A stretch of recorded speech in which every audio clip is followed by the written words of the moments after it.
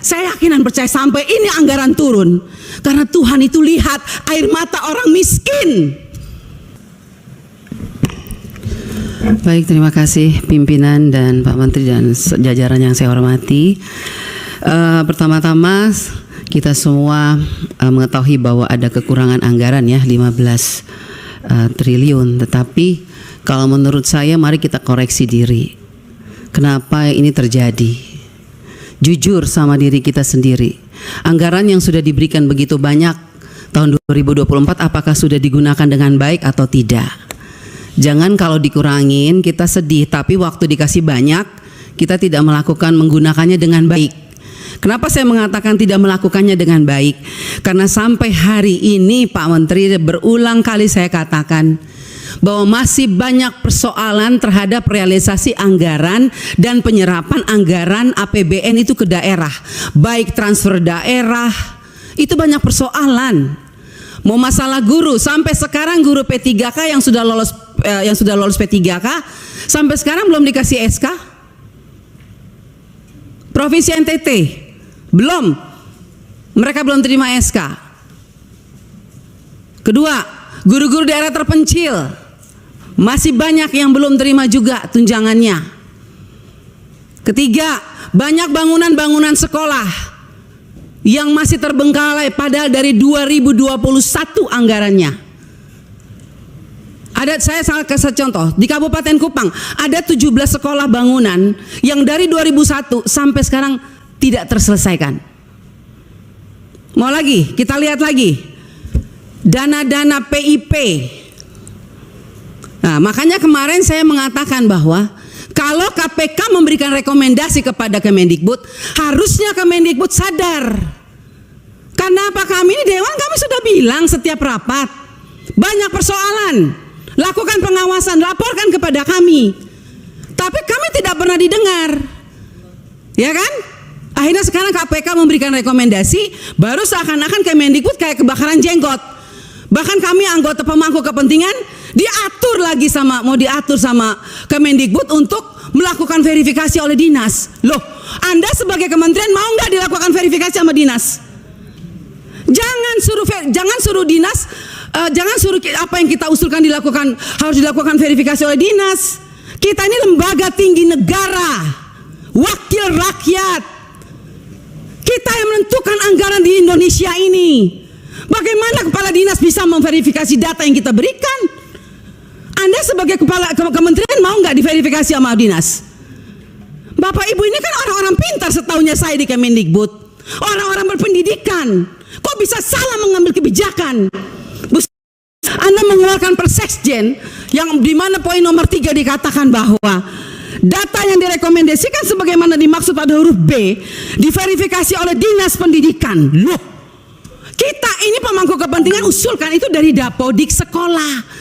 Dapodik itu harusnya kan, makanya tadi Pak Andre bilang operator sekolah itu diperhatikan karena semua itu dari operator sekolah. Kepala sekolah aja kadang-kadang tidak tahu apa yang terjadi dilakukan oleh operator sekolah. Dinas pendidikan juga nggak tahu. Nah, kementerian juga. Jadi kalau mau lakukan verifikasi, harusnya kementerian melakukan verifikasi terhadap dinas, dinas lakukan verifikasi terhadap kepala sekolah, hasil verifikasi itu baru diberikan kepada kami. Itu jangan dibolak-balik. Bahkan saya minta Bapak Ibu pimpinan, kita ambilkan rekomendasi kepada KPK, periksa apa yang ada di Kemendikbud. Karena ini banyak persoalan, PIP, KIP, dana BOS, banyak hancur ini. Tolong Ibu, saya minta Pak pimpinan, kita berikan rekomendasi kepada KPK, periksa dari 2021, 2022, 2023. Nggak usah tambah anggaran kalau memang banyak korupsi, uang negara habis, bukan untuk rakyat. Saya marah Pak Menteri untuk sekian kalinya, karena memang ini kenyataannya di lapangan. Jangan dong kita dibikin seperti anak kecil. Kok apa yang diusulkan kita mesti diverifikasi oleh dinas pendidikan? Anda mau nggak sebagai menteri diverifikasi oleh Dikbud, oleh dinas? Jangan aneh-aneh lah. Kalian tuh dipilih oleh presiden, harusnya berikanlah yang terbaik untuk rakyat. Semoga pembicaraan saya ini dilihat oleh presiden yang baru. Semoga presiden yang baru memperhatikan kinerja kementerian sekarang ini, memperhatikan eselon-eselon 1 yang sudah ada ini, tidak memberikan solusi kepada negara, hanya membuat persoalan di daerah. Yang tertinggal tetap tertinggal, yang guru menangis tetap menangis. Bicara plafon digital, mana keadilan untuk daerah 3T? Enak daerah-daerah yang sudah ada internetnya diberikan terus, tapi kita yang daerah 3T yang tidak ada internetnya dibiarkan begitu saja. Mana keadilan sosial bagi seluruh rakyat Indonesia, Pak Menteri? Saya sangat kecewa. Kita sudah mau habis masa jabatan, Anda mungkin sebentar lagi habis, atau Anda lanjut, saya tidak tahu. Tapi saya puji Tuhan, Tuhan dan rakyat masih memilih saya kembali. Dan sampai ini, apapun yang terjadi, kita yang terpilih kembali, kita akan tetap memperjuangkan keadilan dan kebenaran untuk kemajuan anak negeri kita. Bukan untuk kita anggota dewan, bukan. Jadi jangan aneh-aneh punya pikiran negatif terhadap wakil rakyat. Semua data-data yang kita pilih itu adanya di Dapodik sekolah. Perhatikan dong operator sekolah, perhatikan kepala sekolah, perhatikan dinas. Jangan hanya urus yang besar-besar triliunan, tapi begitu sampai di bawah tidak pernah diperhatikan.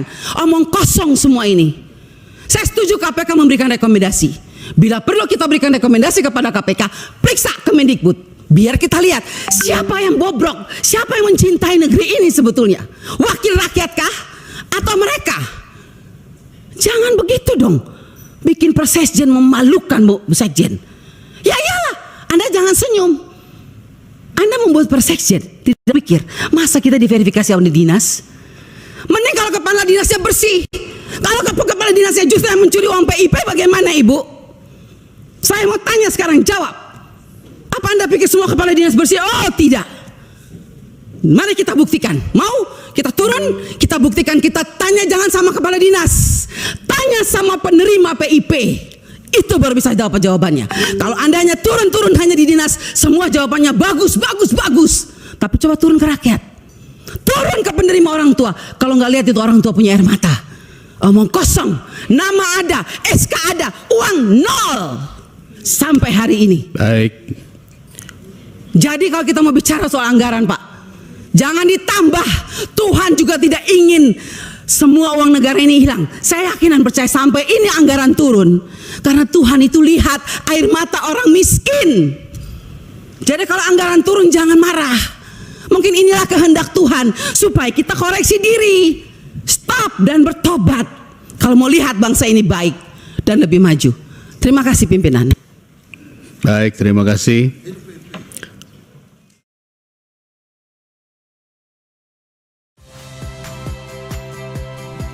Saya Yasir Neneama. Saksikan program-program Kompas TV melalui siaran digital, pay TV, dan media streaming lainnya. Kompas TV, independen, terpercaya.